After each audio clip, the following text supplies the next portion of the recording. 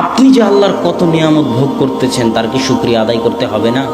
In তাউদ্দু নি'মাতাল্লাহ, তোমরা যদি আল্লাহর নিয়ামত গণনা করতে চাও তো গুণে শেষ করতে পারবেন না। আমি আপনাকে একটা নিয়ামতের কথা বলি, এই যে মোবাইলগুলো চলতেছে, এই মোবাইলগুলোতে মেগাপিক্সেল আছে ক্যামেরায়, 8 মেগাপিক্সেল, 16 মেগাপিক্সেল। এখনও পৃথিবীতে এমন কোনো ক্যামেরা তৈরি হয়নি যেই ক্যামেরা রাতের বাস্তব সৌন্দর্যকে, তারকা খচিত, চন্দ্র খচিত রাতের বাস্তব সৌন্দর্যকে ক্যামেরার ছবিতে ফুটিয়ে তুলবে।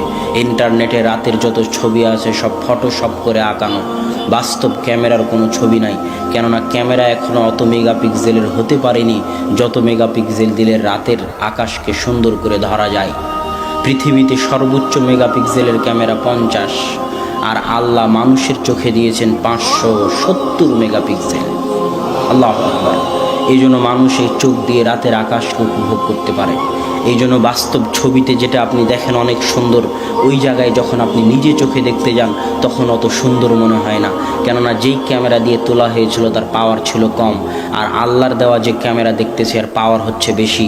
এই জন্য ভুল ত্রুটি, খুঁটিনাটি, খুঁতগুলো ওই চোখের সামনে ধরা পড়ে যায়, এই জন্য অত ভালো লাগে না। আর ক্যামেরার অত ক্ষমতা নাই, এই জন্য ক্যামেরা শুধু ভালো ভালো জায়গাটুকু ধরে নেয়, আর দেখতে তখন সুন্দর লাগে ছবিতে, বাস্তবে গেলে অত সুন্দর লাগে না। আল্লাহর দেওয়া এই একটা চোখের আপনি নিয়ামতের শুকরিয়া আদায় আজীবন, সারা জীবন করতে পারবেন না।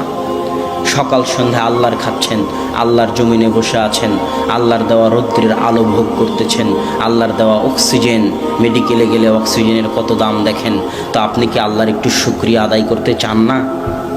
না নিমক হারাম হতে চান? নিমক হারাম বুঝেন? যার খায় তার গুণ গায় না, তাকে কি বলে? নিমক হারাম।